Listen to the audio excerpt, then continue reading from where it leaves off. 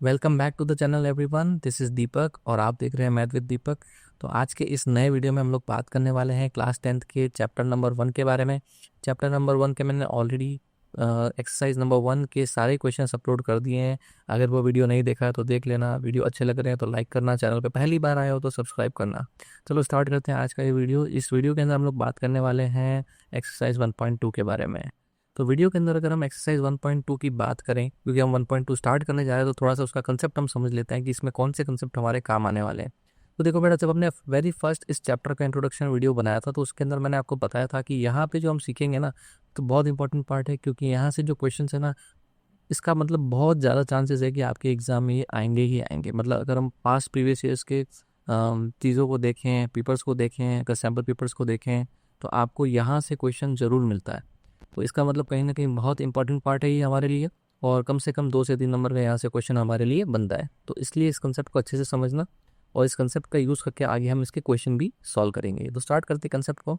देखो, इस कंसेप्ट के अंदर हम सबसे पहले बात करें थ्योरम 1.2 की। थ्योरम 1.2 ये कहती है कि अगर आपके पास, जैसे इससे पहले हम एक थ्योरम पढ़ चुके हैं, पहले मैं थोड़ा सा उसके बारे में बता देता हूँ। वहाँ पे हमने पढ़ा था फंडामेंटल थ्योरम ऑफ अरिथमेटिक, जो ये कहती थी कि हम किसी भी कंपोजिट नंबर को उसके प्राइम फैक्टर्स के प्रोडक्ट की फॉर्म में एक्सप्रेस कर सकते हैं, जो कि अपने आप में यूनिक होता है। ये बात हम कर चुके थे, फिर उसके ऊपर बेस्ड हमने सारे क्वेश्चन किए थे जो कि आपके एक्सरसाइज 1.1 के थे, जिसमें हमने प्राइम फैक्टराइजेशन सीखा, एलसीएम एचसीएफ सीखा, और उससे रिलेटेड जितने भी क्वेश्चन थे, रिलेशन बिटवीन एलसीएम एचसीएफ या फिर जो भी वर्ड प्रॉब्लम्स थी वो भी हमने की। अब यहाँ पे जो हमारी थ्योरम आ रही है ये बेसिकली रिलेटेबल है हमारे जो आने वाले क्वेश्चन है उसके लिए।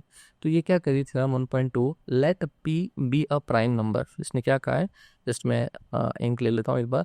इसने क्या कहा है, let p be a prime number, है ना। इसने कहा है कि पी क्या है, कोई प्राइम नंबर है। प्राइम नंबर का मतलब मैं आपको ऑलरेडी बता चुका हूँ क्या होता है। ऐसा नंबर जो नंबर इटसेल्फ डिविजिबल होता है या 1 से डिविजिबल होता है, या फिर सिंपल लैंग्वेज में कहूँ, ऐसा नंबर जिसके सिर्फ 2 ही फैक्टर होते हैं, नंबर इटसेल्फ और 1। तो ऐसा नंबर क्या होता है, आपका प्राइम नंबर होता है। इसने क्या कहा है कि पी अगर कोई प्राइम नंबर है ना, if P divides A square, और वो पी क्या कर रहा है, किसी ए स्क्वायर की वैल्यू को डिवाइड कर रहा है। अब ए क्या है, लेट अज्यूम कोई वैल्यू है, ए स्क्वायर क्या है, कोई वैल्यू है, उसको ये डिवाइड कर रहा है, then P will also divide A. ये कहना चाह रहा है कि अगर पी जो है वो ए स्क्वायर को डिवाइड करता है तो पी किसको डिवाइड करेगा, ए को। देखो, आप में से बहुत सारे बच्चे शायद दूसरे भी वीडियोस देखते होंगे या अपने स्कूल में पढ़ रहे होंगे, तो वहाँ पे शायद इतना डिटेल में आपको थ्योरम्स नहीं पढ़ाई जाती है। बट मेरा यहाँ पे मकसद ये है कि अगर कोई बच्चा जिसका मैथ्स वीक है, या कहीं ना कहीं उसके दिमाग में क्वेश्चन आता है कि सर थ्योरम्स दी क्यों होती है, तो कहीं ना कहीं अब आपको यहाँ से समझ में आएगा कि इस थ्योरम का हम कैसे यूज़ करेंगे अपने आने वाले क्वेश्चंस में। इसलिए थ्योरम्स को समझाना भी उतना ही इंपॉर्टेंट है। ओके, तो हम वापस अपने थ्योरम पे आते हैं। इसने क्या है, पी क्या है, कोई प्राइम नंबर है। लेट हमने कोई वैल्यू ले लेती है, जल्दी समझ में आएंगे। पी इज़ व्हाट, कोई प्राइम नंबर ले लेते हैं। फॉर एग्जांपल हमने ले लिया पी इज इक्वल टू 3। 3 क्या है, प्राइम नंबर है ना।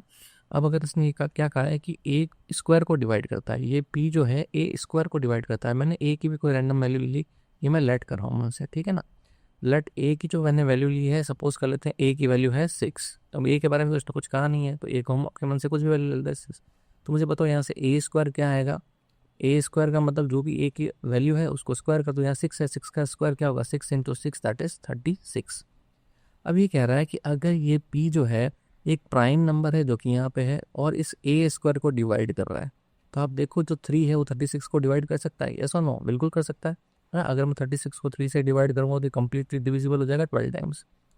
तो अगर ऐसी कंडीशन ट्रू हो रही है कि जो पी है वो ए स्क्वायर को डिवाइड करता है, तो उस कंडीशन में ये पी ए की सिंगल वैल्यू को भी डिवाइड करेगा। यानी ए स्क्वायर को अगर डिवाइड कर पा रहा है तो ए को भी डिवाइड करेगा। इस थ्योरम का हम यूज़ करेंगे आगे आने वाले क्वेश्चंस में, और वहाँ पे आपको और भी ज़्यादा इसके एप्लीकेशन समझ में आ जाएंगे। बट आई होप ये क्वेश्चन या आई एम सॉरी, ये जो थ्योरम है ये आपको समझ में आ गया होगा क्या कहना चाह रही है। ओके, चलते हैं आगे। मैंने इसके लिए क्या रखा है आपके लिए, हाँ, आगे एक बहुत इंपॉर्टेंट कंसेप्ट आ रहा है हमारा, को प्राइम। देखो, अगर आप क्लास 10th में ना, तो कहीं ना कहीं ये चीज़ आपके साथ ज़रूर होती है। जब आप चैप्टर 1 पढ़ेंगे, एक्सरसाइज 1.2 में आएंगे, तो जब हम प्रूफ ऑफ इरेशनलिटी जो कि हम आगे पढ़ेंगे, प्रूफ ऑफ इरेशनलिटी में जाते हैं, तो वहाँ पे एक वर्ड बार बार रिपीट होता है आपका, वो है को प्राइम। अब जैसे कि मैंने इससे पहले आपको बताया प्राइम नंबर्स क्या होते हैं, ठीक है। तो बच्चे प्राइम और को प्राइम में बहुत ज़्यादा कंफ्यूज रहते हैं, ठीक है। तो मैं एक बार यहाँ पे को प्राइम का कंसेप्ट क्लियर कर देता हूँ, ताकि आने वाले क्वेश्चंस में जब ये वर्ड है तो आपके दिमाग में चीज़ें क्लियर हो कि को प्राइम एक्चुअल में क्या है, ठीक है। देखो को प्राइम का मतलब क्या है, अब इसमें जनरली बच्चे बोलते हैं कि सर दो प्राइम नंबर का पेयर बना लो तो वो को प्राइम हो जाता है। देखिए ये कुछ हद तक सही है लेकिन एग्जैक्ट सही नहीं है। कुछ हद तक सही क्यों कह रहा हूँ और एग्जैक्ट सही क्यों नहीं, वो अभी आपको समझ में आएगा। देखिए को प्राइम का मतलब, को का मतलब क्या होता है, साथ में आने वाले यानी पेयर के अंदर, और प्राइम नंबर या फिर वो प्राइम नंबर का मतलब ये नहीं है कि प्राइम नंबर ही हो सकते हैं। ठीक है, अब यहाँ पे इसका क्या मतलब निकलता है वो देखते हैं। जैसे मैंने नंबर लिया एक 3 और फॉर एग्जाम्पल मैंने एक नंबर ले लिया 10। मुझे बताइए क्या 3 और 10 दोनों प्राइम नंबर है क्या? कि सर 3 तो प्राइम नंबर है लेकिन 10 प्राइम नंबर नहीं, क्योंकि 10 जो है वो 2 की टेबल में आता है, 5 की टेबल में आता है, 10 की टेबल में आता है, 1 की टेबल में आता है, तो इसका तो बहुत सारे फैक्टर्स हैं, ये तो प्राइम नहीं है। लेकिन अगर मैं ये आपको बोलूँ कि ये दोनों क्या है, ये दोनों अगर साथ में पेयर के फॉर्म में ले लिए जाए तो इनको हम को प्राइम बोल सकते हैं।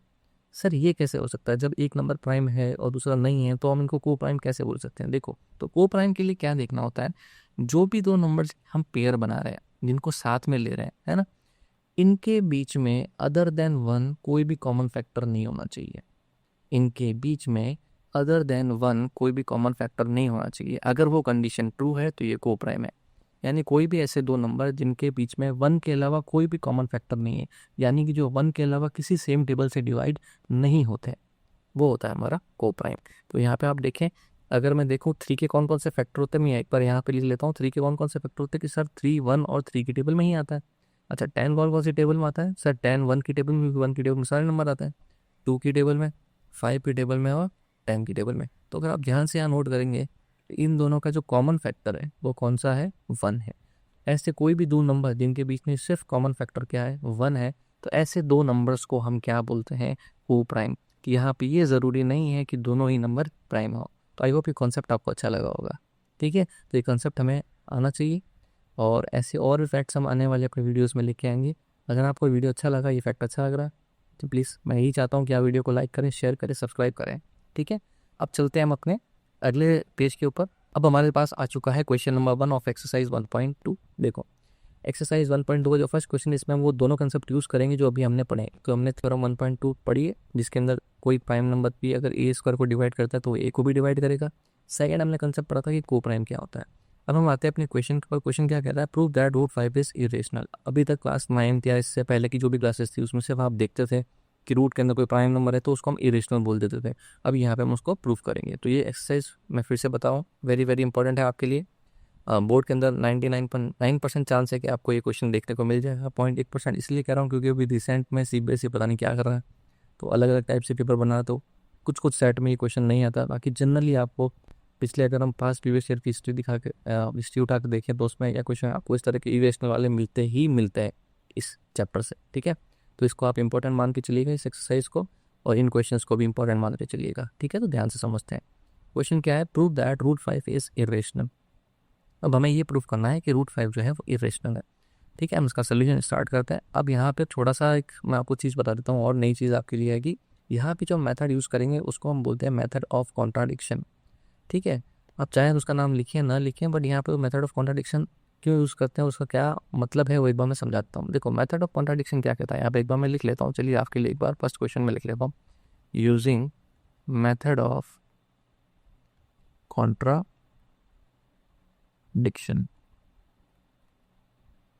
ठीक है, मेथड ऑफ कॉन्ट्राडिक्शन बेसिकली क्या कहता है? मेथड ऑफ कॉन्ट्राडिक्शन ये कहता है कि हमें कोई चीज़ प्रूफ करनी है, ओके, अगर हम उसका उल्टा लेके चलें और उसको गलत प्रूफ कर दें तो अपने आप ही ऑटोमेटिक सही चीज़ प्रूफ हो जाएगी। इसका मतलब क्या हो मैं समझाता हूँ। अगर मुझे इस क्वेश्चन में रूट 5 को इरेशनल प्रूफ करना है, ठीक है, तो मैं क्या लेट करके चलूँगा, क्या अज्यूम करके चलूँगा? मैं इसको लेके चलूँगा रेशनल नंबर। और अगर मैं किसी तरीके से ये प्रूफ कर दूँ कि जो मैंने अज्यूम किया रेशनल नंबर वो ये है ही नहीं, तो ऑटोमेटिकली ये क्या बन जाएगा? एक इरेशनल नंबर बन जाएगा। तो ये मतलब होता है मेथड ऑफ कॉन्ट्राडिक्शन का। खैर आपको इतने डिटेल में नहीं जाना, आपको सिर्फ ये ध्यान रखना है कि हम यहाँ पे तो मेथड का यूज़ करते हैं, उस मेथड का नाम है method of contradiction, where contradiction means opposite, या उल्टा जो हम प्रूफ करना चाहते हैं। तो चलो अपन स्टार्ट करते हैं इस क्वेश्चन का। उस क्वेश्चन में मुझे क्या प्रूफ करना है? Root 5 is irrational. तो हम स्टार्ट करते हैं लेट। अब क्योंकि हम यहाँ पे मेथड ऑफ कॉन्ट्राडिक्शन यूज़ कर रहे हैं तो मेथड ऑफ कॉन्ट्राडिक्शन के अकॉर्डिंग हमें जो भी प्रूफ करना है उसका अपोजिट लेट करना है। यानी कि इसको इरेशनल प्रूफ करना है तो उसका अपोजिट रेशनल इसको लेट करना पड़ेगा, मानना पड़ेगा, अज्यूम करना पड़ेगा। तो हमने क्या कहा? Let root 5 is a rational number, a rational number. ठीक है, हमने क्या लेट कर लिया कि रूट 5 क्या है, रैशनल नंबर है। अब किसी भी रैशनल नंबर को लिखने का तरीका आपको पता है, हमने क्लास 9 में भी सीखा है, फिर से एक बार देख लेते हैं। अगर कोई नंबर रैशनल नंबर है उसको हम कैसे लिखते हैं, उसको हम लिखते हैं p/q की फॉर्म में। तो इसका मतलब जो रूट 5 है वो क्या है, एक रैशनल नंबर है, तो हम we can write root 5 is in the form of p/q, where q क्या है, is not equal to 0। q क्या है, ये जो डिनोमिनेटर में q है, ये q क्या है, 0 के इक्वल नहीं होना चाहिए, कंडीशन होती है रैशनल नंबर की। ऑल्सो यहाँ पे एक चीज अब हमारा कंसेप्ट काम आएगा, that p and q are coprime. क्या लिखा है हमने कि p और q क्या है, आपस में को प्राइम है। को प्राइम का मतलब इनके बीच में अदर देन 1 कोई भी कॉमन फैक्टर नहीं, ये हमने इंट्रोडक्शन में सीखा है।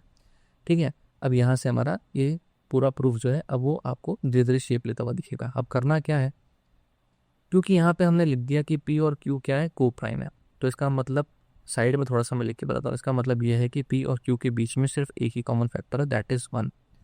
अगर समहाउ, इस पूरे प्रूफ का मतलब ये है जो मैं आपको बता रहा हूँ, समरी बता रहा हूँ, अगर समहाउ मैं इन p और q का 1 के अलावा कोई कॉमन फैक्टर लेके आ जाऊँ, यानी इस 1 के अलावा कोई और कॉमन फैक्टर अगर p और q का आ जाएगा, तो इसका मतलब वो को प्राइम नहीं रहेंगे।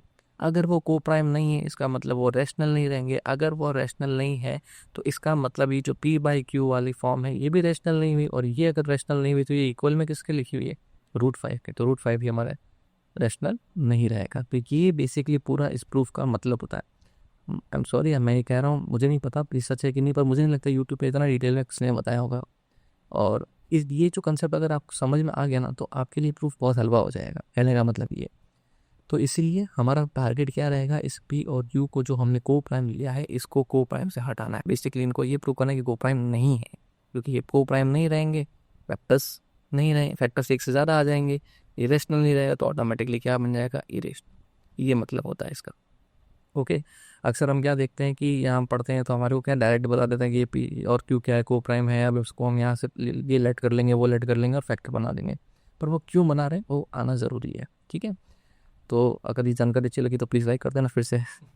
चलो स्टार्ट करते हैं। अब हमें करना है क्या, अब हम p और q को प्राइम से कैसे हटाते हैं वो देखना है हमें। तो पहले हम p को टारगेट कर रहे हैं, पहले किसको टारगेट करते हैं, इस p को टारगेट करते हैं। तो हम क्या करते हैं, p को एक तरफ करते हैं, q को भेज देते हैं इधर। ठीक है, तो इस q को जब मैं इधर भेजूंगा तो यहाँ डिवाइड में तो उधर रूट 5 से क्या हो जाएगा, जाके मल्टीप्लाई हो जाएगा। तो ये बन जाएगा आपका रूट 5 q मल्टीप्लाई में आ गया इसके, तो यहाँ मेरे पास क्या रहेगा, p। ओके, इसी को हम सिंप्लीफाई करते हुए चल रहे हैं आगे, ध्यान रखना यहाँ से। ठीक है, चलिए अब यहाँ से आ गया। अब मुझे क्या करना है, मुझे p का फैक्टर बनाना है किसी और को 1 के अलावा। तो मुझे क्या करना पड़ेगा कि सर कुछ ऐसा करते हैं जिससे ये p का कोई फैक्टर हमें मिल जाए। ओके, अब ध्यान रखना ये फिक्स स्टेप्स है इस तरह के प्रूफ्स के लिए। हम क्या करेंगे, यहाँ पे स्क्वायरिंग बोथ द साइड्स, हम क्या कर रहे हैं, स्क्वायरिंग, सॉरी मैं ठीक से लिख लेता हूँ, सॉरी फॉर द राइटिंग, कोशिश कर रहा हूँ धीरे धीरे सुधारने की। स्क्वायरिंग बोथ साइड्स, है ना। तो स्क्वायरिंग बोथ साइड्स अगर हम करते हैं तो इसका मतलब क्या है, यहाँ पे हमारे पास दो साइड कौन कौन सी है, एक साइड में तो हमारे पास ये है LHS, और इक्वल के इस तरफ जो होती है वो होती है RHS। तो जब मैं दोनों साइड की स्क्वायरिंग करता हूँ, यानी दोनों तरफ मैं स्क्वायर करता हूँ, तो यहाँ क्या आएगा, देखो यहाँ पे मेरे पास रूट 5 और q है, इन दोनों के ऊपर भी क्या आ जाएगा, स्क्वायर आ जाएगा। वहीं मेरे पास RHS में क्या है, p है, तो p के ऊपर भी क्या आ जाएगा, स्क्वायर आ जाएगा। ठीक है, थोड़ा सा मैं इसको यहाँ सिंप्लीफाई करता हूँ, फिर हम आगे चलेंगे।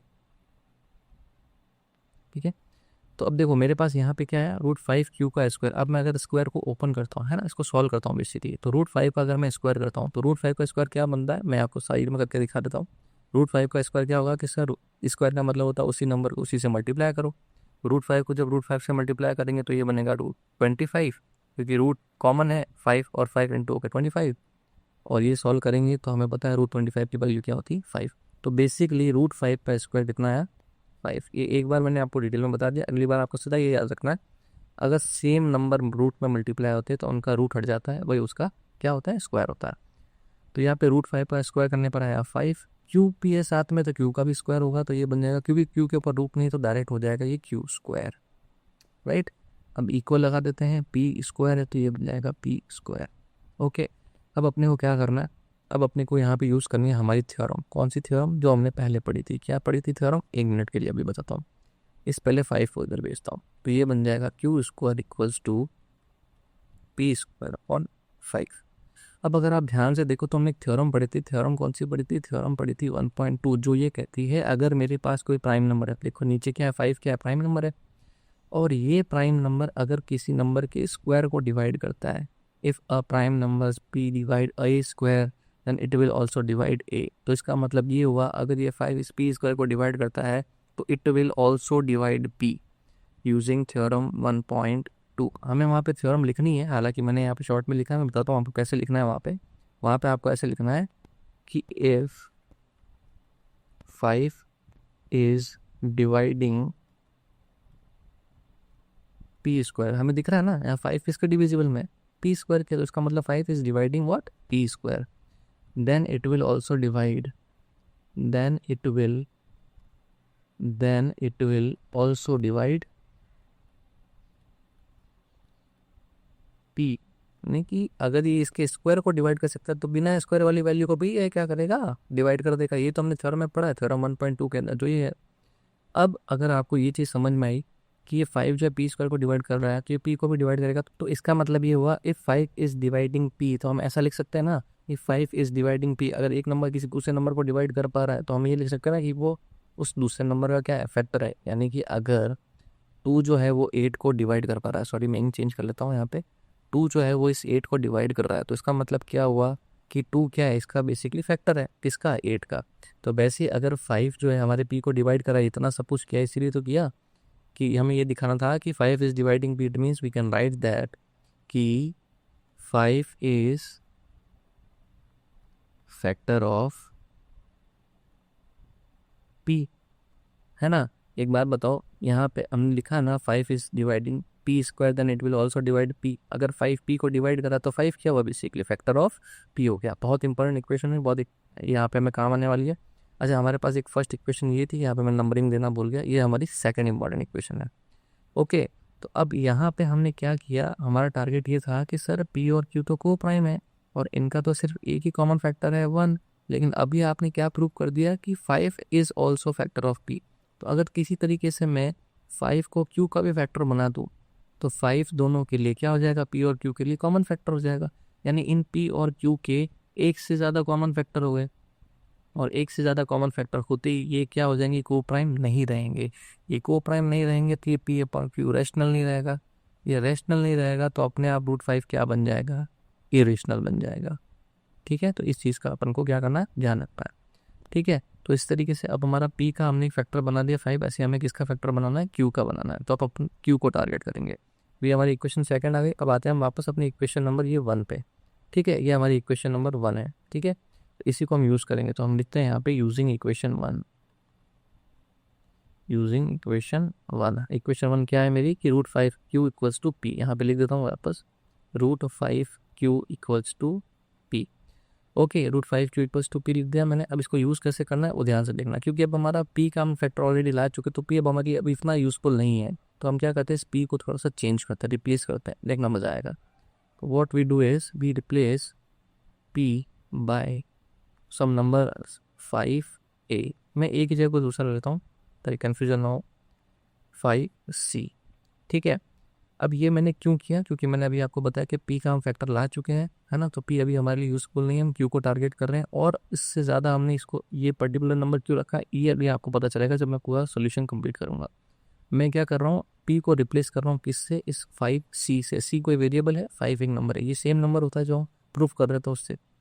ठीक है, तो मैंने क्या किया, इस वाली इक्वेशन में क्या किया, p की जगह मुझे क्या पुट करना है, 5c। तो देखो क्या चेंज आएगा, √5q इक्वल्स टू, अब p नहीं है, अब p की जगह मेरी वैल्यू चेंज होगी। p की जगह मेरी क्या वैल्यू है, 5c वैल्यू है।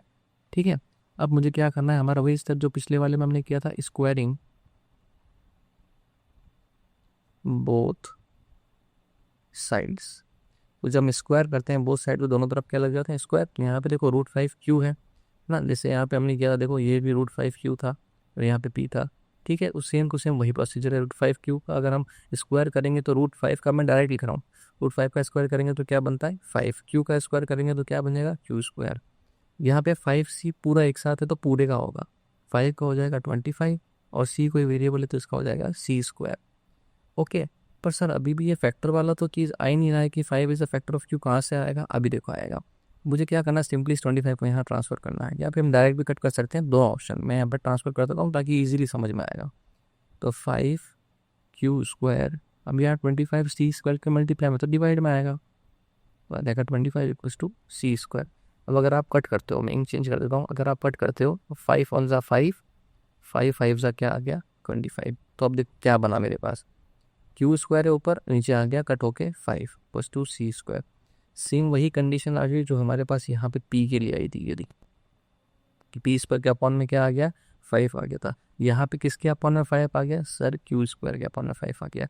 तो यहाँ पे again what we will use theorem 10 point. हम वापस नहीं लिखेंगे क्योंकि हम एक बार लिख चुके हैं सेम क्वेश्चन के अंदर, तो वापस अब लिखने की ज़रूरत नहीं है। बस यहाँ से हमें ये पता चल गया, if 5 is dividing q² then it will also divide q। So what we can write directly is, so it means 5 is what, जो हमने यहाँ पे p के लिए लिखा था वही q के लिए लिखेंगे। 5 इज़ फैक्टर ऑफ q। अब सर ये 5 फैक्टर ऑफ b आ गया, 5 फैक्टर ऑफ q आ गया, तो इसका मतलब सर 5 तो दोनों कॉमन फैक्टर हो गया। Yes absolutely. अब यहाँ से जो चीज़ें लिख रहा हूँ ये सब इंपॉर्टेंट है। इसका मतलब ये हुआ कि 5 is common factor of p and q। तो जब किन्हीं नंबर्स के 1 के अलावा कोई और कॉमन फैक्टर आ जाते हैं, जैसे यहाँ पे पहले हमने लिखा था ना कि को प्राइम है, इसका मतलब इसका सेट एक ही कॉमन फैक्टर था 1, लेकिन अभी तो 5 भी कॉमन फैक्टर हो गया, तो it means p and q क्या है, अब आपके क्या नहीं रहे, को प्राइम नहीं रहे। तो हम यहाँ पे लिखेंगे since p and q are having more than one common factor, more than one common factor, जब किन्हीं दो नंबर्स के एक से ज़्यादा कॉमन फैक्टर थे तो वो को प्राइम नहीं रहते, सो दे आर नॉट को प्राइम, नॉट को प्राइम। और अगर ये को प्राइम नहीं है तो हमारा जो अजम्पशन है, जो हमने लेट किया था, क्या लेट किया था कि √5 क्या हमारा रैशनल नंबर है, ये क्या हो जाएगा, ये गलत हो जाएगा, ये क्या हो जाएगा, गलत हो जाएगा। तो क्या हो जाएगा, सो दे आर नॉट को प्राइम। और अगर ये को प्राइम नहीं है तो ये रैशनल नहीं हो सकता, अगर ये रैशनल नहीं हो सकता तो क्या बन जाएंगे, इरेशनल। यहाँ पे क्या बन जाएंगे, सो p/q = √5 इज, क्योंकि p/q इरेशनल हो गया तो इक्वल √5 था, तो वो भी क्या बन जाएगा, इज इरेशनल। और यही हमें प्रूफ करना था, यही हमें क्या करना था, प्रूफ करना था। तो इस पूरे क्वेश्चन को अगर मैं एक लाइन में आपको या समराइज करके बताऊं, उसका मतलब ये है, हमने ये लिया था कि √5 एक रैशनल नंबर है, रैशनल नंबर मतलब p/q को प्राइम है, और अगर ये को प्राइम ही नहीं रहा तो इसका मतलब ये रैशनल नहीं रहा, ये रैशनल नहीं रहा तो ये अपने आप ही क्या प्रूफ हो जाएगा, इरेशनल प्रूफ हो जाएगा। और यही हमें इस पूरे क्वेश्चन में प्रूफ करना था कि प्रूफ दैट √5 इज़ इरेशनल। तो हमें बस ये टारगेट करना होता है कि हम इसको रैशनल लेके चलते हैं, p/q की फॉर्म में लेते हैं, p और q का एक एक और एक्स्ट्रा कॉमन फैक्टर निकाल देते हैं, तो को प्राइम नहीं रहते और ये नंबर हमारा इरेशनल प्रूफ हो जाता है। पूरा डिटेल में मैंने समझाया है। आई होप अगर आपने यहाँ तक देखा होगा तो आपको समझ में आया होगा। थोड़ा सा इसको रिवाइंड करके अगर नहीं समझ में आया तो देख सकते हैं, कोई डाउट है तो फिर भी कमेंट बॉक्स में लिख सकते हैं, लेकिन मुझे लगता है काफ़ी डिटेल में मैंने आपको यहाँ समझ में आया होगा। ठीक है, इस वीडियो में मैं एक ही क्वेश्चन कर रहा हूँ क्योंकि मुझे ये क्वेश्चन थोड़ा डिटेल में समझाना था। अगर ये क्वेश्चन आपका क्लियर हो गया तो √5 की जगह कोई भी नंबर आ जाए, √2 3 आप इजीली कर पाएंगे, 7 कोई भी नंबर आ जाए, ठीक है, लेकिन हमें बस वो कंसेप्ट समझ में आना चाहिए था, इसलिए हमने अपनी टैगलाइन भी रखी, फील द कंसेप्ट। ठीक है, अगले वीडियो में मैं लेके आऊँगी इसके जो बचे भी क्वेश्चन एक्सरसाइज 1.2 के। तो अगर आपने यहाँ तक ये वीडियो देख ही लिया है, प्लीज़ वीडियो को लाइक कर देना, चैनल को शेयर कर देना और सब्सक्राइब करते जाना। मिलते हैं नेक्स्ट वीडियो में, तब तक के लिए गुड बाय।